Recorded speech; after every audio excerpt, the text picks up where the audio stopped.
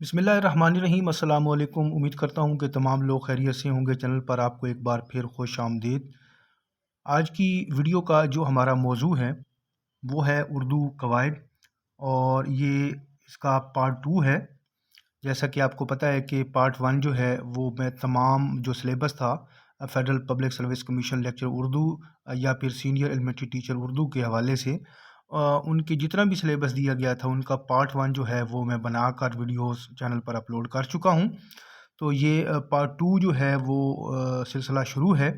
तो आज की वीडियो में हम उर्दू कवायद के हवाले से जो इंतहाई अहम सवालात हैं उनको देखेंगे। तो वीडियो को आप मुकम्मल देखिएगा, आखिर तक देखिएगा, इंशाल्लाह आपको इसमें फ़ायदा होगा। मैंने कोशिश की है कि साथ साथ आपको जो है उर्दू कवायद की जो इंतहाई अहम चीज़ें हैं वो आपको बताऊं भी सही और साथ साथ समझा भी दूं। तो वीडियो को लाइक और शेयर ज़रूर कीजिएगा। जो लोग नए हैं वो चैनल को सब्सक्राइब कर लें और चैनल के साथ जुड़े रहें, इंशाल्लाह आपको फ़ायदा होगा। चलते हैं हम सवालों की तरफ। पहला सवाल है कि तादाद के लिहाज से इस्म की कितनी अक़साम हैं? तो इसका जवाब होगा 2। तादाद के लिहाज से इस्म की जो है वो 2 अक़साम होती हैं, वाहिद और जमा। अब दूसरा सवाल देखिएगा कि अरबी में 2 अस्मा के लिए खाली जगह लफ्ज़ इस्तेमाल होता है। तो इसका जवाब होगा तस्निया। यानी उर्दू में हमारे यहाँ एक तो वाहिद होता है और दूसरा जमा होता है, जबकि अरबी जो अस्मा होते हैं उसमें वाहिद और जमा नहीं होता, बल्कि पहले होता है वाहिद, फिर होता है तस्निया और फिर होता है जमा। अब सवाल नंबर 3 देखिएगा कि अरबी में 2 से ज़्यादा अल्फाज के लिए इस्तेमाल खाली जगह लफ्ज़ इस्तेमाल होता है। तो जवाब इसका होगा जमा। यानी अरबी जो नाम है, अरबी जो अस्मा है, 2 होंगे तो उनके लिए हम तस्निया बोलेंगे, और अगर वो 2 से ज़्यादा होंगे तो फिर उनके लिए जमा का लफ्ज़ जो है वो इस्तेमाल किया जाएगा। अब सवाल नंबर 4 देखिएगा कि ईद से ईदैन और हरम से हरमैन मिसालें हैं। इसका जो दुरुस्त जवाब होगा वो होगा तस्निया। सवाल नंबर 5 है कि अरबी में जमा की कितनी अक़साम हैं? अरबी में जमा की जो है वो 2 अक़साम हैं। सवाल नंबर 6 मुलाहिज़ा कीजिए कि जमा सालिम और जमा मुकस्सर खाली जगह की मिसालें हैं। ये अरबी जमा की मिसालें हैं, जो जैसा कि हमने सवाल नंबर 5 में पढ़ा है ना कि अरबी में जमा की कितनी अक़साम हैं, तो उसका जवाब था 2। अब वो 2 अक़साम कौन कौन सी हैं? जमा सालिम और जमा मुकस्सर। सवाल नंबर 7 देखिएगा कि ऐसी जमा जिसमें वाहिद के लफ्ज़ों की तरतीब कायम रहे क्या कहलाती है? जवाब इसका होगा जमा सालिम। अब इसकी मिसाल देख लें कि हाजिर से हाजिरीन, साबिर से साबिरीन, ये मिसालें जो है वो किसकी हैं? तो इसका जवाब होगा जमा सालिम। अब ज़रा इन मिसालों पर गौर कीजिएगा। सवाल नंबर 7 में हमने पढ़ा था कि ऐसी जमा जिसमें वाहिद के लफ्ज़ों की तरतीब जो है वो कायम रहे। अब इसकी मिसाल देखें, लफ्ज़ है हाजिर सवाल नंबर 8 में, और इसकी हमने जमा बनाई थी हाजिरीन। अब ये देखें कि इसकी जो वाहिद की जो सूरत है वो यहाँ पर कायम है और यहाँ पर तब्दील नहीं हुई। तो जमा की जो ऐसी सूरत होगी उसको हम कहेंगे जमा सालिम। सवाल नंबर 9 है कि ऐसी जमा जिसमें वाहिद के लफ्ज़ों की तरतीब कायम न रहे क्या कहलाती है? तो इसका जवाब होगा जमा मुकस्सर। सवाल नंबर 10 में इसकी मिसालें देखें कि गरीब से गुरबा और हुक्म से अहकाम मिसालें हैं। जवाब होगा इसका जमा मुकस्सर। अब इन मिसालों में देखिएगा कि लफ्ज़ जो है गरीब ये वाहिद है और इसकी जमा है गुरबा। अब गुरबा में गरीब जो वाहिद है इसके लफ्ज़ जो हैं वो तब्दील हो चुके हैं, यानी उसकी जो तरतीब है वो कायम नहीं रही। सवाल नंबर 11 है कि ऐसे अस्मा जो बज़ाहिर वाहिद मालूम हो मगर उनके मानी जमा के हों क्या कहलाते हैं? जवाब इसका होगा इसमें जमा। सवाल नंबर 12 है कि कौम, फौज और काफिला मिसालें हैं। आगे 2 ऑप्शन हैं, जमाउल जमा की या फिर इसम जमा की। तो इसका जवाब होगा इसमें जमा। सवाल नंबर 13 है कि इसमें इसम जमा के लिए फ़ेल खाली जगह आता है। जवाब होगा इसका वाहिद। यानी जो इसम जमा होता है उसके लिए फ़ेल जो है वो हमेशा वाहिद होता है। سوال نمبر 14 دیکھیں کہ اسموں کی جمع کو خالی جگہ کہتے ہیں، جواب ہوگا جمع الجمع۔ سوال نمبر 15 ملاحظہ کیجئے کہ رسم سے رسوم اور پھر رسوم سے رسومات مثال ہے، جواب اس کا ہوگا جمع الجمع۔ سوال نمبر 16 ہے کہ کسی کام کا کرنا یا ہونا زمانے کے ساتھ پایا جائے تو کہلاتا ہے، جواب اس کا ہوگا فعل۔ 17واں سوال ہے کہ فعل کی اقسام بلحاظ زمانہ کتنی ہیں؟ درست جواب اس کا ہوگا 3، یعنی فعل ماضی، فعل حال اور فعل مستقبل۔ اسی طرح سوال نمبر جو ہے وہ 8 دیکھیے گا کہ فعل ماضی کی کتنی اقسام ہیں؟ فعل ماضی کی جو ہیں وہ 6 اقسام ہیں۔ اب وہ 6 اقسام کون کون سی ہیں؟ یعنی فعل ماضی مطلق، فعل ماضی قریب، فعل ماضی بعید اور فعل ماضی استمراری، فعل ماضی شکیہ اور فعل ماضی تمنائی۔ یہ 6 اقسام ہیں فعل ماضی کی۔ سوال نمبر 19 ملاحظہ کیجیے گا کہ ایسا فعل ماضی جس میں زمانے کے قریب یا دور ہونے کا لحاظ نہ ہو کہلاتا ہے، جواب اس کا ہوگا ماضی مطلق۔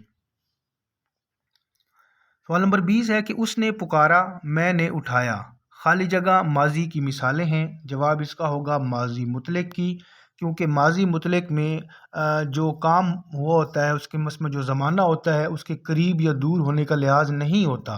ان جملوں پر غور کیجیے۔ پہلا جملہ ہے اس نے پکارا، ہمیں نہیں پتا کہ کب پکارا، یعنی یہاں پر جو ہے وہ زمانہ جو ہے زمانے کے قریب یا دور ہونے کا جو ہے لحاظ نہیں رکھا گیا، تو یہ مثالیں ہوں گی ماضی مطلق کی۔ اب سوال نمبر 21 دیکھیے گا کہ وہ فعل ماضی جس میں کام کا کرنا قریب کے گزرے ہوئے زمانے میں پایا جائے کہلاتا ہے، اس کا جواب ہوگا ماضی قریب۔ سوال نمبر 22 ہے کہ وہ سویا ہے، دودھ ابلا ہے، مثالیں ہیں، درست جواب اس کا ہوگا ماضی قریب کی۔ اب یہاں پر دیکھیں جو سوال نمبر 22 ہے اس میں جو 2 مثالیں ہیں، وہ سویا ہے۔ اب یہاں پر ہمیں یہ چیز کلیئر ہو رہی ہے کہ وہ جو کام ہوا ہے وہ گزرے ہوئے قریب کے زمانے میں ہوا ہے۔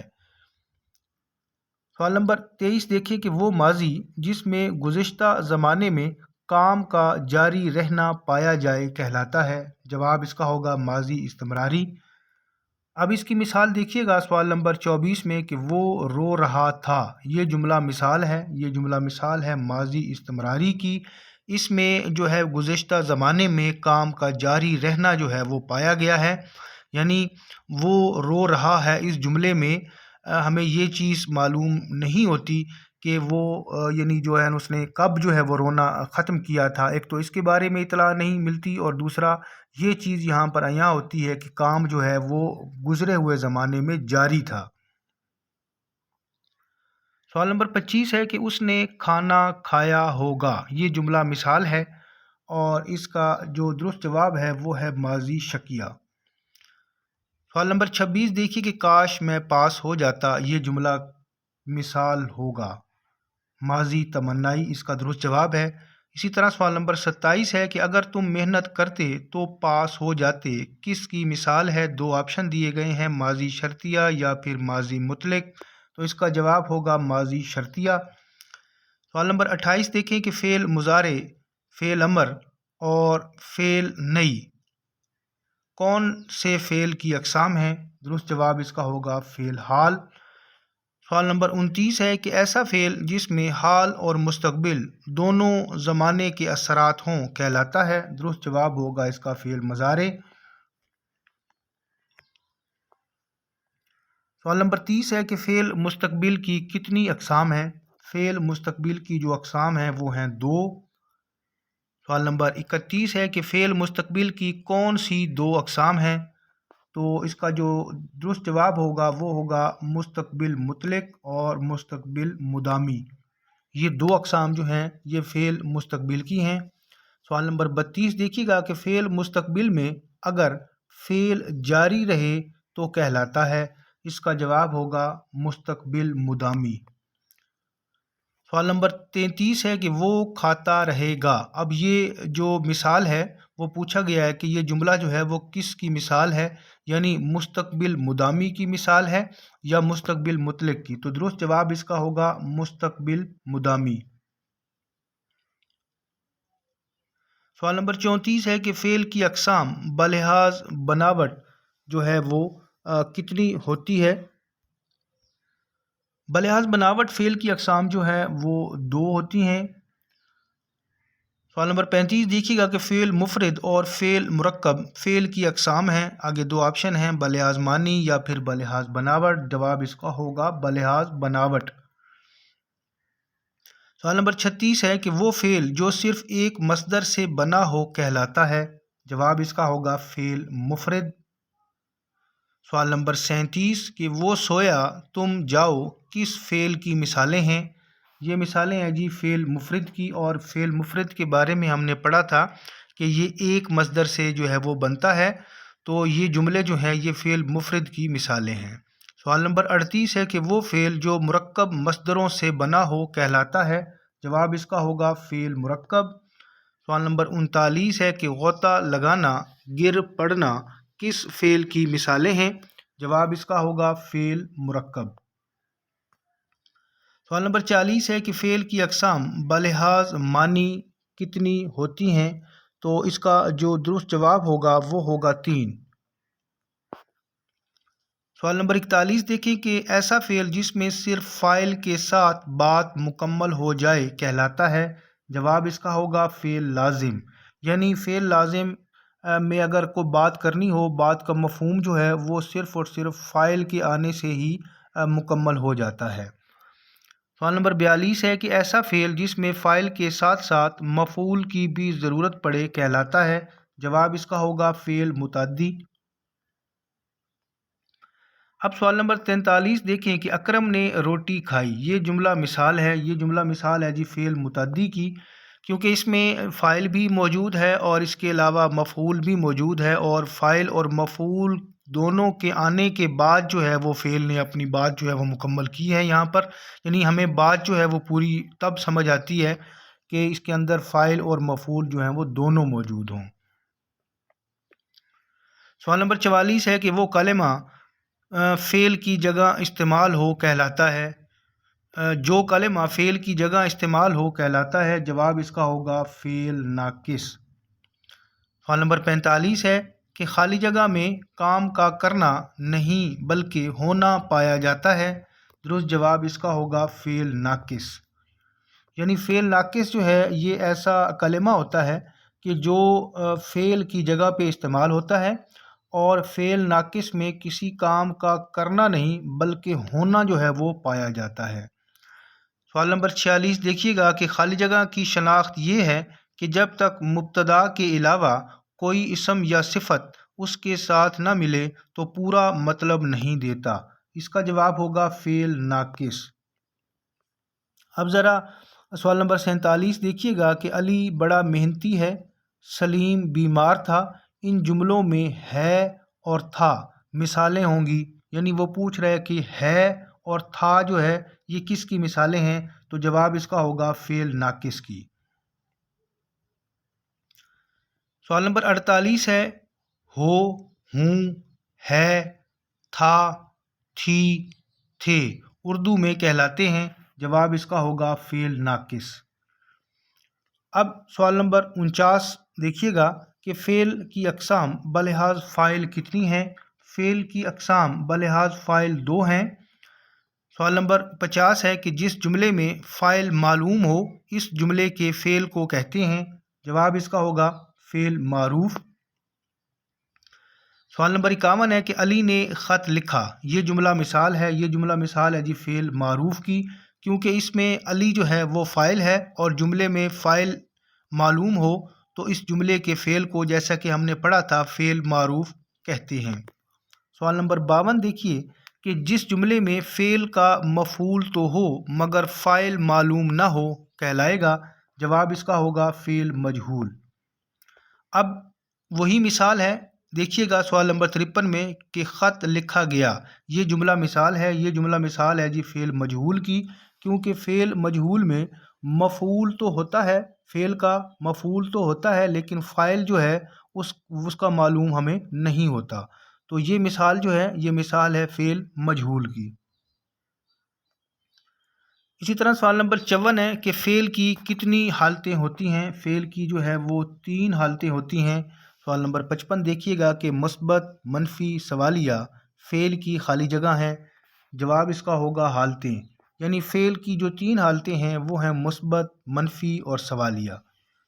سوال نمبر 56 ہے کہ ایسا فعل جس میں 2 فعل ہوں کہلاتا ہے؟ جواب اس کا ہوگا فعل معطوف۔ اب سوال نمبر 57 دیکھیے گا، فعل معطوف کی کتنی صورتیں ہیں؟ فعل معطوف کی جو ہیں وہ 3 صورتیں ہوتی ہیں۔ سوال نمبر 58 ہے کہ فعل معطوف میں 2 فعلوں کے درمیان کہ یا پھر کر آئے تو کون سی صورت ہوگی؟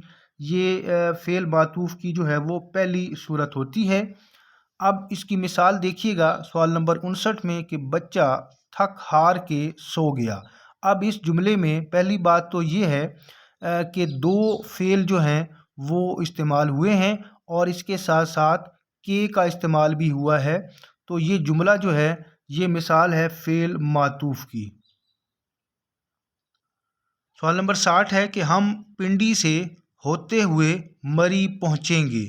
یہ جملہ مثال ہے فعل معطوف کی، اور جیسا کہ ہم نے پڑھا تھا اور یہ فعل معطوف کی دوسری صورت ہے، اور اس صورت میں ہوئے، ہوئی یہ الفاظ جو ہیں وہ 2 فعلوں کے درمیان استعمال ہوتے ہیں، تو یہ مثال بھی فعل معطوف کی ہے۔ اب سوال نمبر 61 دیکھیے گا کہ وہ پیدا ہوتے ہی مر گیا جملہ کون سے فعل کی مثال ہے؟ اس کا جواب ہے فعل معطوف، اور یہ فعل معطوف کی تیسری صورت ہے۔ اس میں جو 2 فعل ہوتے ہیں ان کے درمیان ہی کا استعمال کیا جاتا ہے۔ اب سوال نمبر 62 دیکھیے گا، اور آج کی ویڈیو کا یہ آخری سوال ہے کہ خالی جگہ کے 2 فعلوں میں کر، کے، ہوئے، ہوئی، ہی کا استعمال کیا جاتا ہے، تو اس کو کیا کہتے ہیں؟ اس کو کہتے ہیں جی فعل معطوف۔ یعنی یہ آخری جو 5-6 سوال تھے یہ فعل معطوف کے ہی حوالے سے تھے، بس صرف سٹیٹمنٹ کو آگے پیچھے کر کے جو ہے وہ پوچھا گیا ہے۔